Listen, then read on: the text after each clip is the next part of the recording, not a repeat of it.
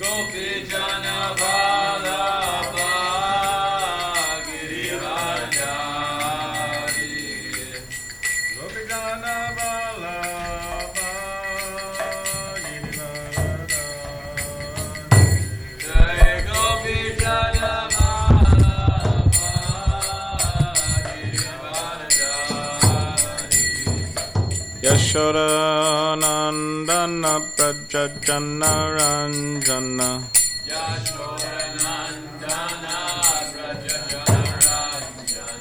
Yashodanandana Prajajana Ranjana Yashodanandana Yamuna Tira Vanacharya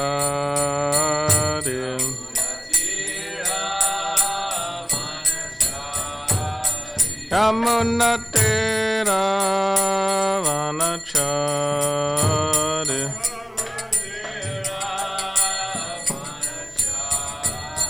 Jaya Radha Madhava Kunja Vihari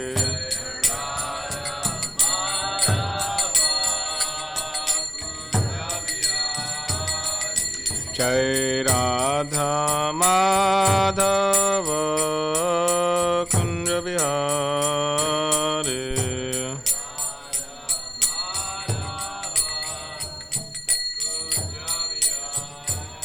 Jai Radha Madhava Kunja Vihari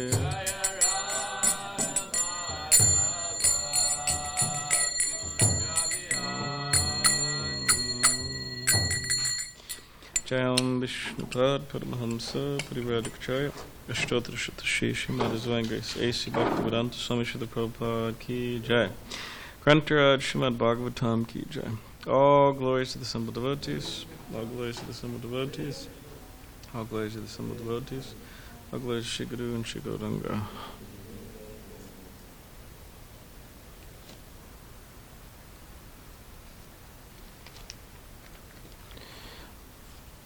Om Namo Bhagavate Vasudevaya.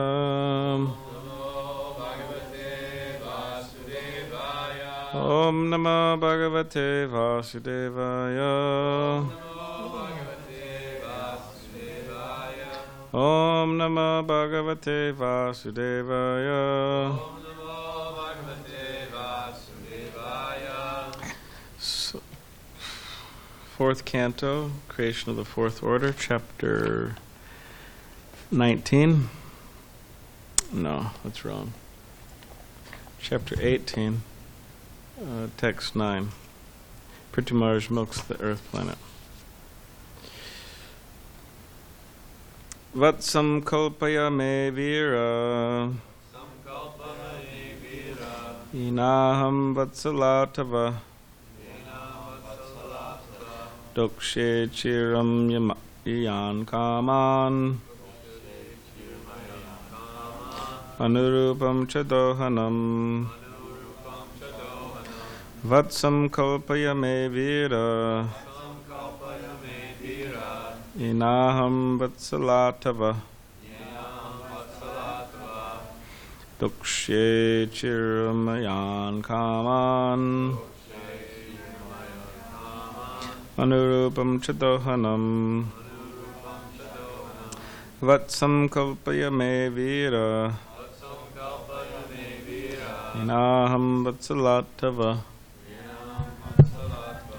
Dukshe chiramayan kaman. Anurupam chadohanam.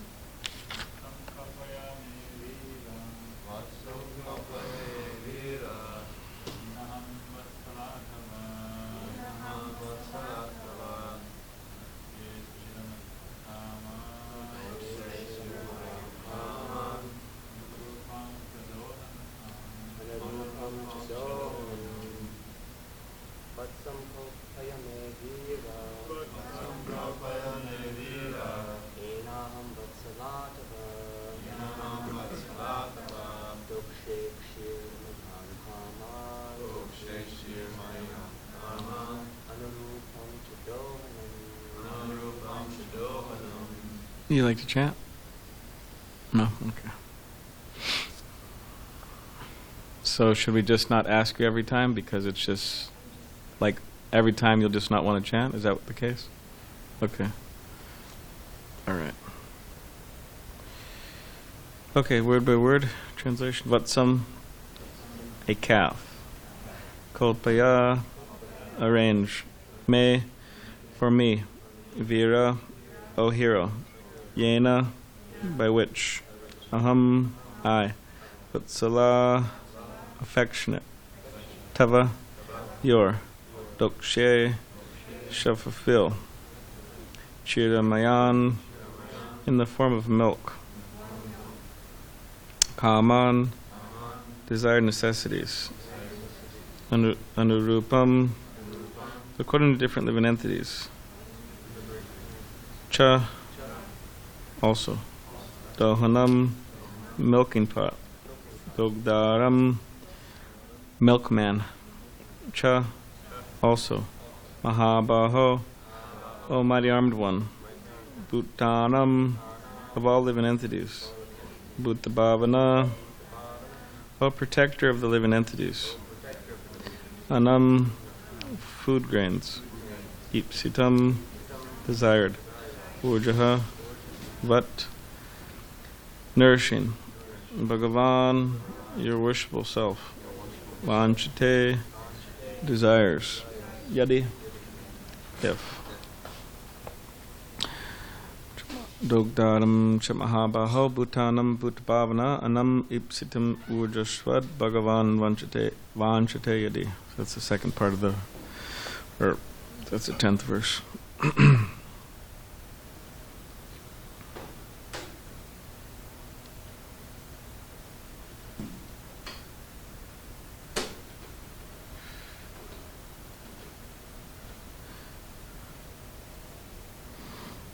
Okay. Translation. O great hero, protector of living entities, if you desire to relieve the living entities by supplying them sufficient grain, and if you desire to nourish them by taking milk from me, you should make arrangements to bring a calf suitable for this purpose and a pot in which the milk can be kept, as well as a milkman to do the work. Since I will be very much affectionate towards my calf, your desire to take milk from me will be fulfilled. Purport.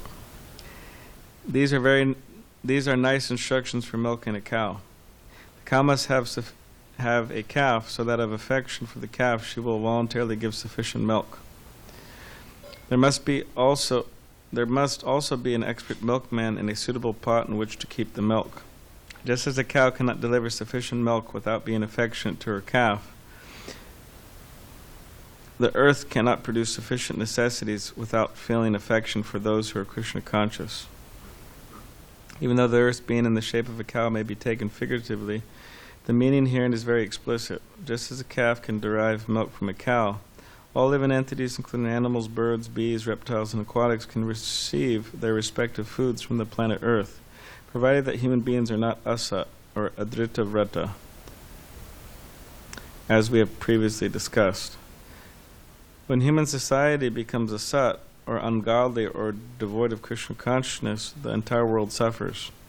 If human beings are well behaved, animals will also receive sufficient food and be happy. The ungodly human being, ignorant of his duty to give protection and food to the animals, kills them to compensate for the insufficient production of grains. Thus no one is satisfied, and that is the cause for the present condition in today's world.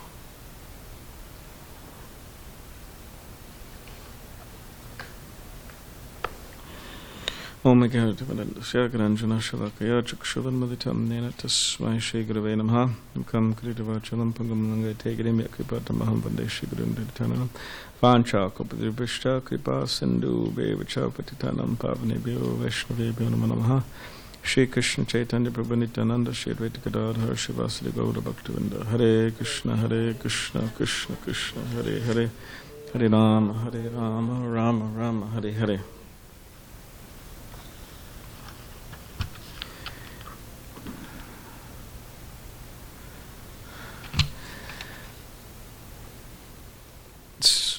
So we hear throughout the Srimad Bhagavatam and other Vedic literatures that we read and hear that there's so many laws, you could say, that need to be followed in order for someone to be happy, or in order for a population or the world to be happy, to be successful.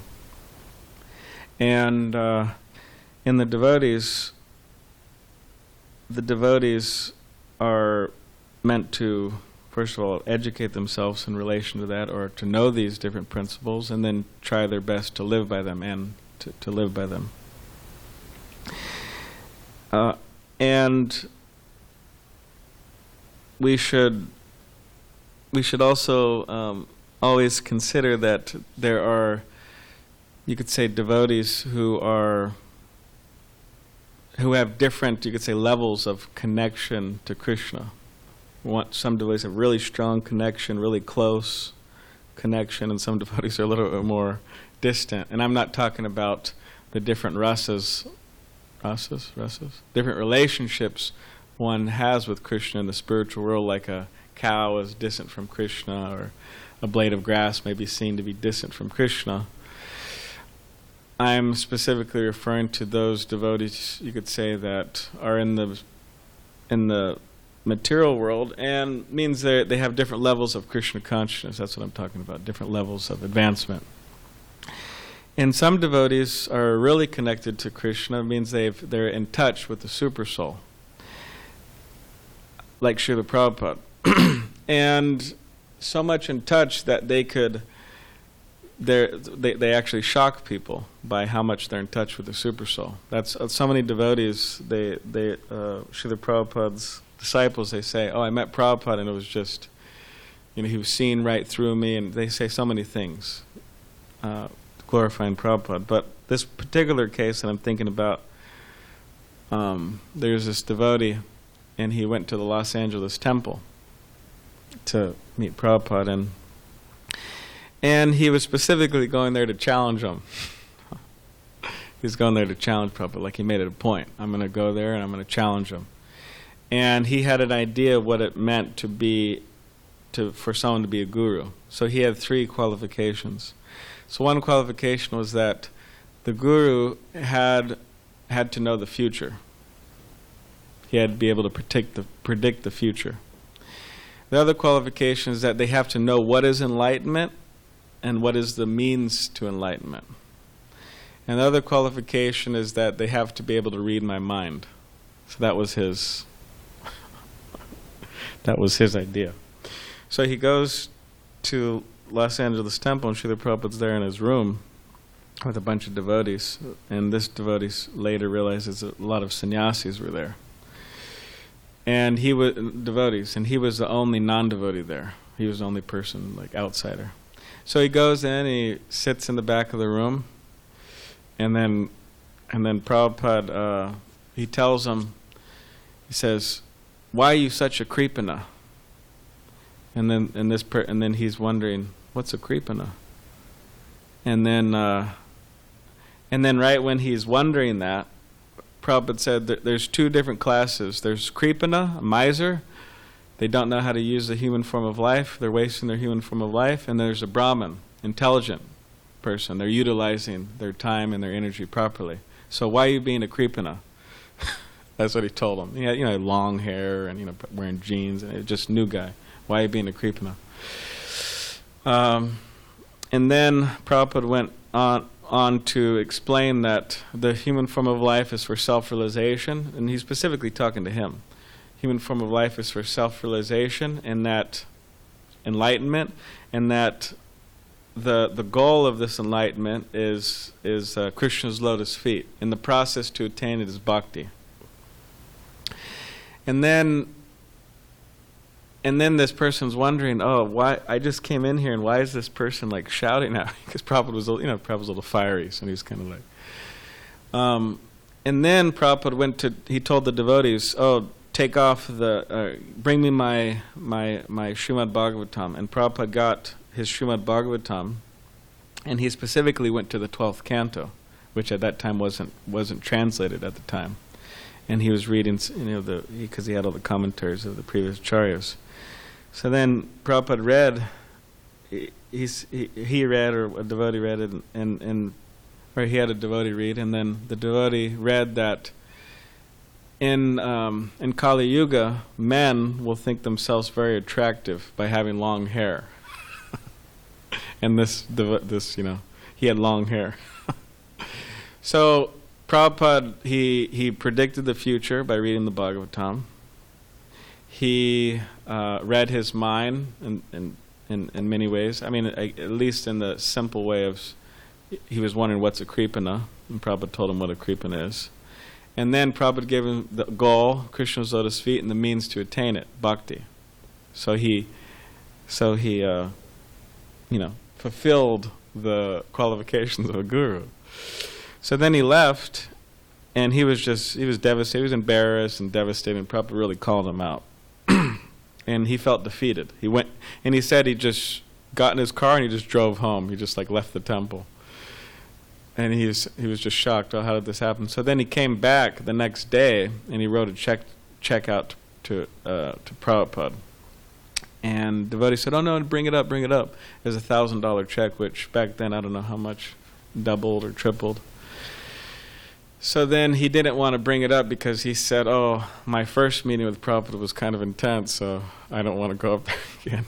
So, but he wrote out a check, and then so the devotee brought it up to Prabhupada, and then Prabhupada told this devotee to tell this boy that he understood. He understood the lesson. He should surrender to Krishna. So you could say that Prabhupada's connection with Krishna was so strong that it just shocked people over and over and over again. And there's so many historical accounts of that. And the idea is that you could say under the main, point, or the main principle behind what Srila Prabhupada was operating under, or one of the main principles, is that he didn't really want anything from anybody. So, of course, there's all these mystical things that Prabhupada did, like we just discussed, and there's so many other cases. But there's also this very important point that Prabhupada didn't want anything from anybody. It means he wasn't trying to connect with people so he can make some money or whatever. I mean, there's so many reasons people want to certain people in their lives. There is no exploitation there. So this is important because here we're hearing about the materialistic people, and Mother Earth. She's not very interested in really helping them out because they're just selfish, self-centered, egotistical materialist. And she's saying, she said that I'm very happy to serve the devotees, but to serve these people, it's just, what do you expect? Of course I'm going to restrict some of the supplies because just, look at these people, ungrateful people. And not just ungrateful, it's one thing to be ungrateful, but disrespectful, exploitative, abusing, right, Mother Earth in so many ways. So this idea of not wanting anything is really important in Krishna consciousness because that is actually, you could say, a form of purity, right? Bhukti mukti siddhikami sakala shanti Krishna bhakti nishkama ete vishanta. So bhukti mukti siddhikami. So the devotee doesn't want bhukti, material enjoyment. The devotee doesn't want mukti and personal liberation, or siddhi, mystic perfections. They're not lusty, they're not kami after all these things. But Krishna bhakti nishkama ete vishanta. So they don't have any desires, material desires. They just want to serve Krishna. And therefore they're peaceful. So Mother Earth, she's not happy with the asat adrita vrata people. And therefore there's so much restriction and disturbance. And as long as somebody remains within this type of consciousness, they're actually acting against their own self-interest and against the laws of nature, against the laws of God, and they'll be forced to suffer. Just like whether it's lack of grains or just so many other forms of suffering. we'll be forced to suffer if we don't give up certain mentalities. So there's this boy at the Sunday feast, and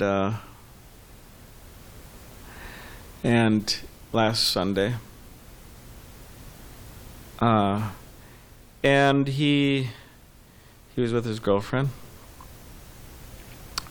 and what happened is, anyways, I was talking with them, and then we're talking about so many things, and then at one particular point, she said, "Oh, my name's Brooke." I said, "Oh, okay." I said, "I have a sister named Brooke." She said, "Oh, okay," this and that, and then I was thinking to myself, "Oh, I also know another Brooke," because I've met another. I don't know another. I met another Brooke recently, and I was trying to think who that was, and later on, in the next few hours or the next day, I realized that the Brooke I was thinking about was Bima's girlfriend. Her name's Brooke. So I was just trying to remember. So when him and his girlfriend were here, I was saying to both of them that, "Oh, I know another Brooke," and I was trying to remember who it was. So then, for whatever reason, I don't know why, but for whatever reason, the guy said, "Oh, you know another Brooke?" He said, "Oh, this is my Brooke. This is my Brooke." It's like, oh, I didn't tell him, "Oh, you're in Maya, man." But maybe I should have. No, he wouldn't have understood anyways. But so he said, "This is my Brooke." So, okay, fine. Well, not fine, but. So what happens if his Brooke, what happens if, whatever, she becomes old, or she becomes sick, or she, dies, or whatever it may be? Or what happens if Brooke, runs off with somebody, or Brooke leaves you, Because of your mentality of, "This is my Brooke," you'll be forced to suffer so much. In so many cases, unbearable suffering. So, because of the attachment that one has. Like, we have this guy here, right next door. I brought it. This was a few years ago, but I brought it one time in class. So, he, strong, healthy, from material calculation, handsome guy, right? Nice, very powerful car. Make sure everybody would hear the engine when he would turn it on, right? Very powerful. And, walk around with the shirt off. Next door, he make it a point to do that, because he, is quite a muscular guy. And naturally, as the world has it, right? Lust makes the world go round. They say love, but it's questionable whether love makes the world go round. But you can say lust makes the material world go round. If you believe it goes around, some people don't believe it goes around. They believe it's just, and in the spiritual world, love makes the world goes around. But it's the fuel behind everything.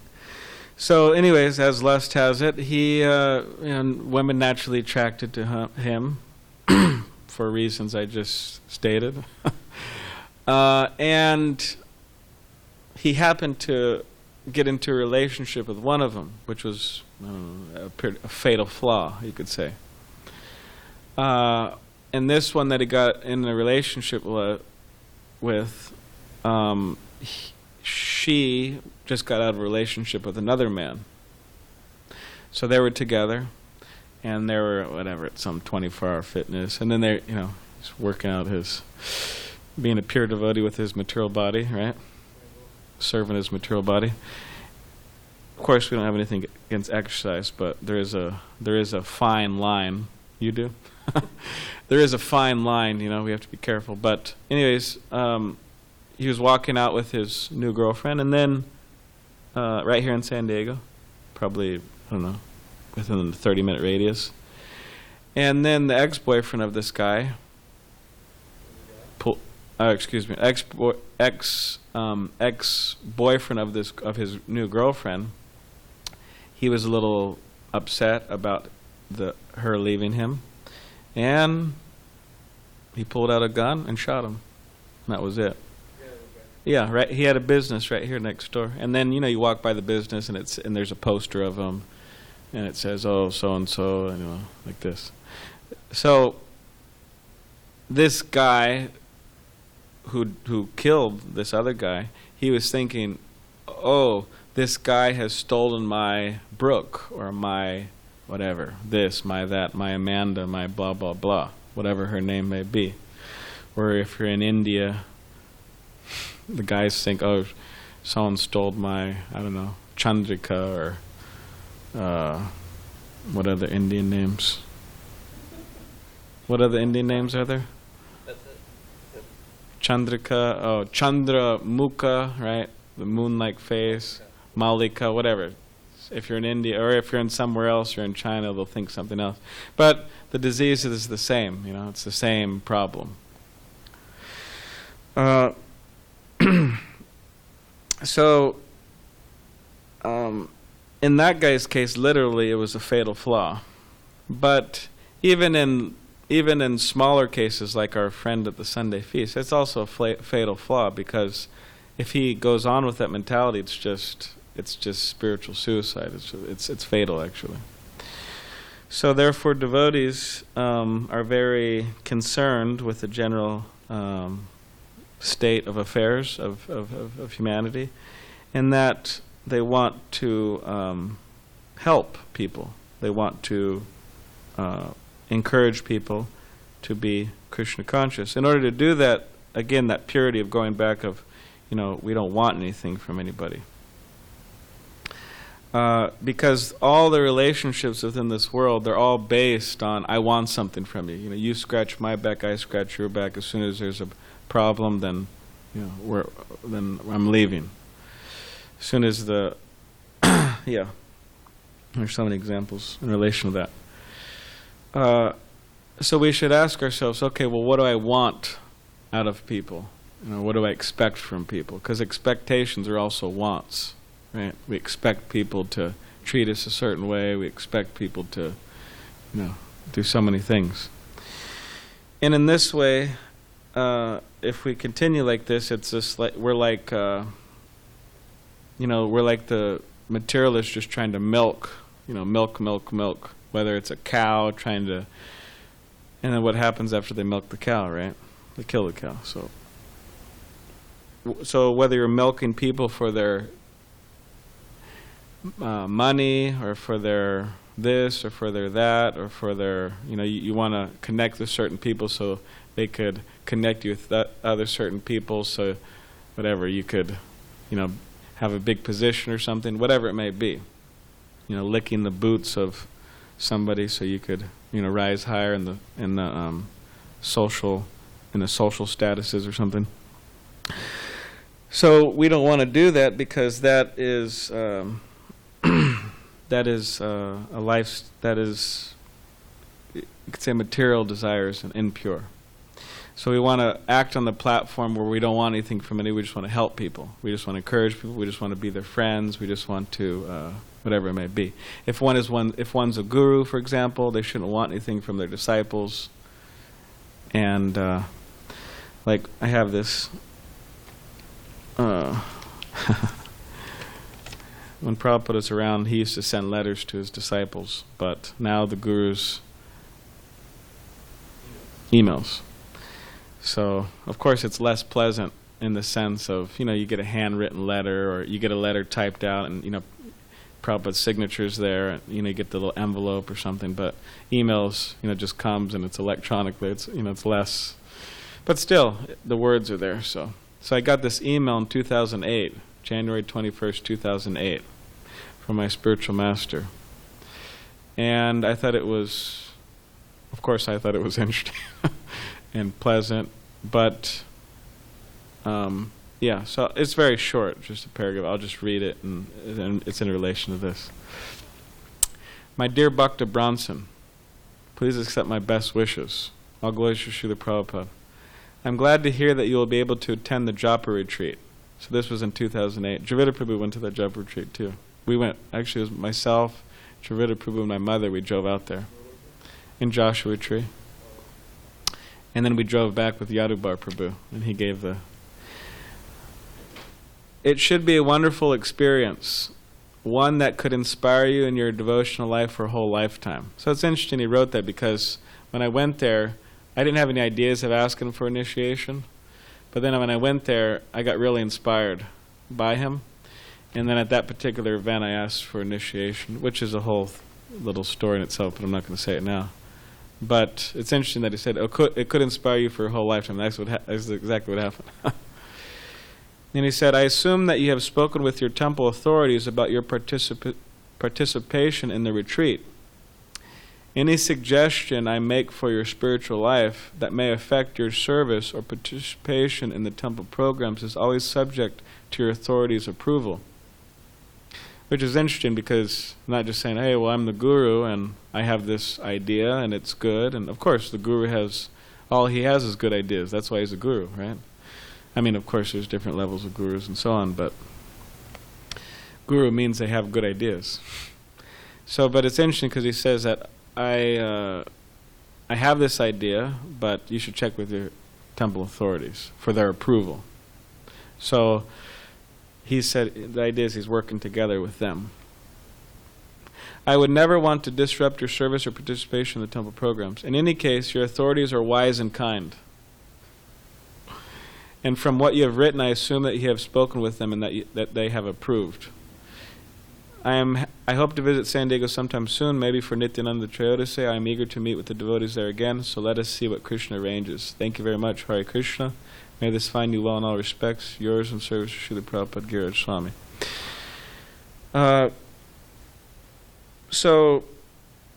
And I have a few of these from many years ago. And, you could really think, okay, well, I mean, what did he really want from me? What is he really getting? What am I really providing him?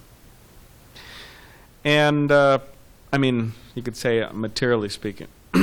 So the point is that he didn't want anything material. He's a busy person. He's got a lot of correspondence. He has to take care of so many duties and so on, services. But, he was making the time for Bhakti Bronson.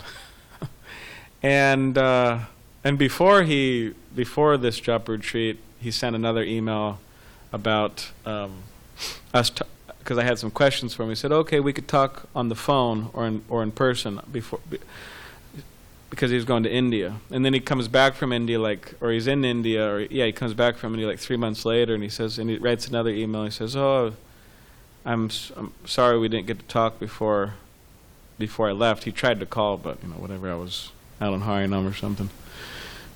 I gave him some bogus times to call, and he called, and I wasn't there. Anyways.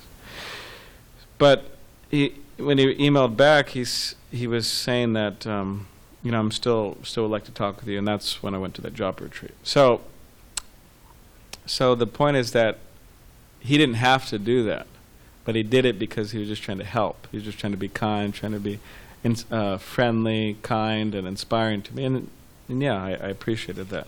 So similarly, we should help people, and however that may translate.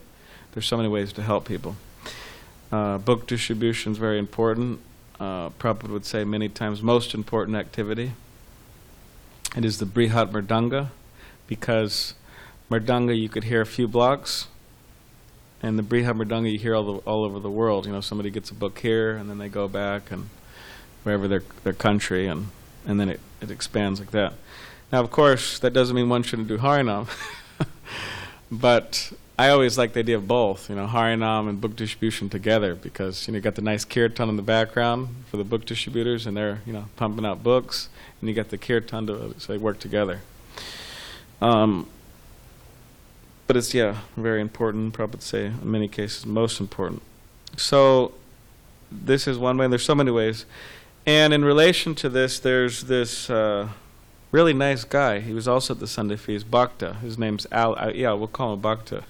His name's Alex. And he's like a self-made Bhakta.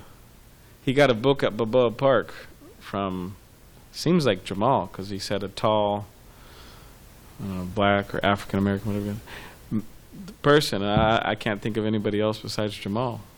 So I think he's the only one in SanDiego. You could feel proud about that, Jamal. Everybody feels proud about something, right? We could feel proud about that. So he gave him a book, Nectar of Devotion, and Bhagavad Gita. No, Krishna book. So this Alex, it was about 1.5 years ago. What did he do? He went to his home in RB, as he calls it, Rancho Bernardo. His father's a cardiovascular surgeon. His mother's does something with facial skin, but they're good family materially, at least in terms of making money, it seems. And yeah, he's reading, and then he started to get into it more and more. And his friends, they knew he was into Krishna, so each time his birthday would come or some holiday, they'd get him a book with Krishna on it. It'd be like Prabhupada's book. So he really started to get into it. And the last Sunday was the first time he came to the temple, and he bought tulsi beads. So he was there last night at the farm. He was wearing tulsi beads, and when he came to the farm last night, he was wearing tilak. Nobody taught him how to wear tilak. He just somehow, So he's wearing tilak, tulsi, and last night he was telling us that he also told me he has a puja room. Or not a puja room, he has a puja table in his room where he offers incense and flowers to Krishna. And he says he has a bunch of pictures all over his room about Krishna and deities. Yeah, no one showed him how to do this. First time to the temple. Finished Nectar Devotion. He's like a self-made bhakta. It's amazing. And last night he was telling us that, my parents want me to go to college, but, I'm studying computer science, but I can't just see myself sitting in a cubicle for decades and, working so much. And he said, I don't know what to do. Yeah, working to prepare for. He said, I don't know what to do, and I want to do something that's has purpose, meaning in my life. And I said, well, you probably want to think about changing your job, because if you don't want to sit there, that's what he's signing up to do. So, and then I told him, maybe you should just take sannyas. And the reason I told him that, because at the Sunday feast, he was telling me he was thinking about sannyas, because he heard about it, read about it, heard about it, he was thinking about full dedication. And he said that in many ways it makes sense, because if I could spend all my time and energy for God from the very person I'm coming from, I might as well do that. Why else would I do anything else? That's what he was saying. So anyways, he's a nice guy. So if you see him around, give him your full blessings. Of course, we got room for him. Full blessings, encouragement, all that. He'll be here on Radhastami. That's what he said. He'll be here tomorrow. So yeah, Mother Earth is upset, all these materialistic people, and she says she's happy to serve the devotees, but like that. So main thing I'm saying is that we should live by the laws that Mother Nature is here describing, and Prithu Maharaj and this whole pastime is bringing up.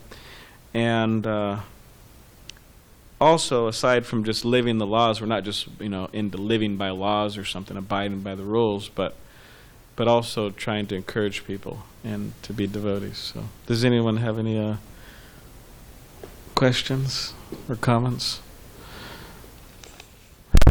How did I get so humble? I'm not, so I can't tell you. I'm just joking.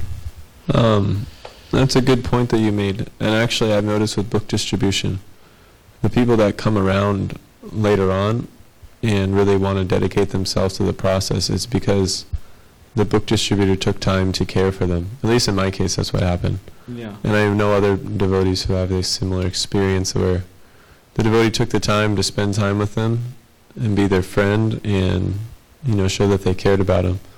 And people became more attracted by that than anything. And it gave them enough faith to want to read the book. Yeah. So it's a good point. We can pump out so many books, but if we're not becoming attentive to the people we're giving the books to, then yeah, it's like philosophy goes far. That's true. I mean, at least people who are thoughtful, they love it. Philosophy. But then even the philosophers, they need some friends and encouragement, all that type of stuff. So, yeah, that's true. Both have to be there. And that's what Prabhupada did. He fed devotees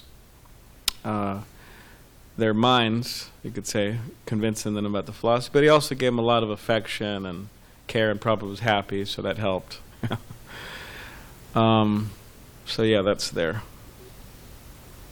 Yeah, important. And also thoughtful people. Thoughtful people, it's like I was actually very happy to meet him in general, I was happy to meet him because he's not just thinking, hey, well, I'll make a lot of money. I'm a computer science, I'm studying computer science, and my father's this, and my mother's this, and I live in Rancho Bernardo, and everything's lined up, and I'm just gonna, make a lot of money, and I'm gonna enjoy my senses, and in this way I'm gonna live my life, right, and be a materialist, and then what's the whole point of it? But I appreciate that he was thoughtful. He's saying, well, do I really want to do this? And purpose, what's the purpose? And it's like a relief, actually, when you meet people like that. Sometimes you don't. And it's just like... So you had something, Jamal? Yeah. There was something in this purport that had caught my attention. Now, you didn't exactly touch on this point in the class, so it's not exactly pertaining to anything that you said, but it says the earth cannot, just as a cow cannot deliver sufficient milk without being affectionate to her calf, the earth cannot produce sufficient necessities without feeling affection for those who are Krishna conscious. So this idea of this natural affection towards those who are Krishna conscious. Now, I've heard something before from a devotee, I can't remember who said it, but I also don't remember if they said Krishna doesn't... Oh, you better not quote him then. Well, I want you to, decipher and then tell me your thoughts on it, but they said either Krishna doesn't love our present condition, or he doesn't love us in our present condition, which is the full of material contamination. I can't remember. Well, it makes sense that Krishna doesn't love our condition, but he loves us. I mean, Krishna loves everybody. Even if because just going off this idea of natural affection towards those who are Krishna conscious. Yeah, so even if we're full of... Yeah, whether we're full of whatever we're full of, Krishna loves everybody. See, it's a bit of the modern Christian philosophy, which we are in America, and we do have residual ideas of so many things. But the Christian, you follow, and if you don't follow, then you're going to hell. And I always look at it as that, how can really God love you if you're forever. You're like a demon. You're an outcast. You're just like the scum of the earth. You're just going to hell forever. So the Christian conscious idea is that God loves everybody, and He may not or just like Jesus, right, Himself said, right, don't hate the sin, hate the sinner. Excuse me. Don't hate the sin. No, excuse me. Sorry. All right. Third time. Hate the sin, not the sinner. Okay, third time. 3 strikes, you're out. So I'm not out because third time I got it. So hate the sin, not the sinner. So that's how Krishna is. He doesn't hate just means strong dislike. He doesn't like our present condition because it's unnatural and so many things, but He likes us. So there's a difference. We have to embrace the concept of tough love. That's the thing. The kid doesn't like it. The parents are dragging him away and sending him to boot camp, because he's a nonsense. In the material world, of course, it's a perverted reflection. But the idea is that, and probably that the love is expressed sometimes by chastisement and punishment to reform for the ultimate good of the child. So this whole material world is like that. People don't realize it. That the sufferings that take place are meant to teach us it's not our home and we should want to get out and go back to Krishna. So there's no question the universal love is there. It's just like the sunshine. You can't perceive it if you're hiding in your house, in your room. But if you do the right things, then you naturally perceive it. Yeah. So what is the right thing? To learn how to express love to Krishna. Even a little bit, you can feel the reciprocation, and that's why this movement is sustained. A little bit, you sit down to chant for the first time, your mind is all over the place. But there's something there, kirtan, and so the love is always going on, but we're so covered that we don't perceive it as such. Yeah. That kind of Shri Krishna Sankirtan. that answered my second question, so that was good. I like that. Thank you. I think Damodar Kumar has a comment or question. Last.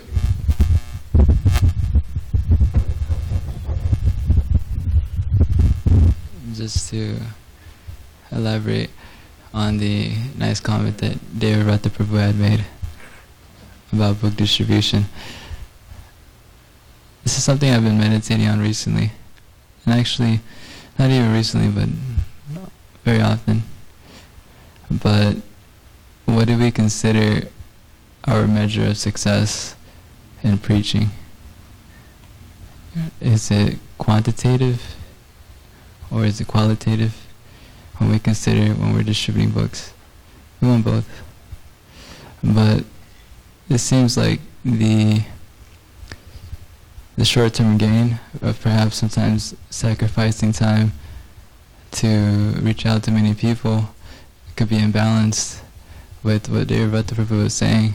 What really affects people's hearts is when we take the time to make the investment and really give people that time to cultivate them, to show care, a little bit about who we are. And it's, I think that people see that as something beyond anything, because more than just the books, they're also seeing our consciousness. If we're motivated in an improper way, they'll detect that within our demeanor, through our consciousness. But if we're actually Krishna conscious, if we're actually imbibing these qualities of compassion and deep, genuine concern for other people, people feel that, and that's what they're really attracted to.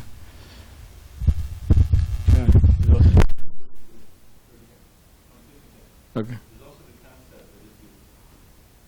If you're out there with a certain mentality of building relationships as well as distributing books, then people respond, and you get people like Alex or others who become devotees, and then the book distribution expands exponentially. Yeah, that's true. You could be going out and doing 150 books a day, but you're not really, establishing a relationship with people. And people may come and they may not come. But if you're starting to, really keep track, take their names and their, in other words, after contact, then you add book distributors, and they in turn add book distributors, and the whole thing expands exponentially. That's how book distribution grew, and that's how the movement grew. So that's the upside. You're right. All right, Jai. Grantaraj Srimad Bhagavatam ki Jai.